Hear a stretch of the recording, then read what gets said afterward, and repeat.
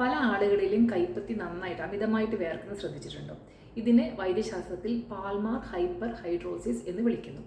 ഇത് ഉണ്ടാകാനുള്ള പ്രധാന കാരണം എന്ന് പറയുന്നത് ഒന്നാമതായി പ്രൈമറി ഹൈപ്പർ ഹൈഡ്രോസിസ് അഥവാ നമ്മുടെ സ്വെറ്റ് ഗ്ലാൻസ്, അതായത് വിയർപ്പ് ഗ്രന്ഥികളിലെ സപ്ലൈ ചെയ്യുന്ന നെർവ് സിസ്റ്റം, നാഡീവ്യവസ്ഥ കൂടുതലായി ഉത്തേജിക്കപ്പെടുമ്പോൾ ഉണ്ടാകുന്ന അമിതമായ വിയർപ്പ്. ഇതിനെയാണ് പ്രൈമറി ഹൈപ്പർ ഹൈഡ്രോസിസ് എന്ന് വിളിക്കുന്നത്. രണ്ടാമത്തെ പ്രധാന കാരണം എന്ന് പറയുന്നത് മാനസികമായിട്ടുള്ള വികാരങ്ങളാണ്, മാനസികമായിട്ടുള്ള മാറ്റങ്ങളാണ്, അതായത് ഇമോഷണൽ ട്രിഗേഴ്സാണ്. സാധാരണ നമ്മുടെ വികാരങ്ങൾ നമ്മുടെ ശരീരത്തിലുള്ള സ്വെറ്റ് ഗ്ലാൻസിനെ സ്വാധീനിക്കാറുണ്ട്.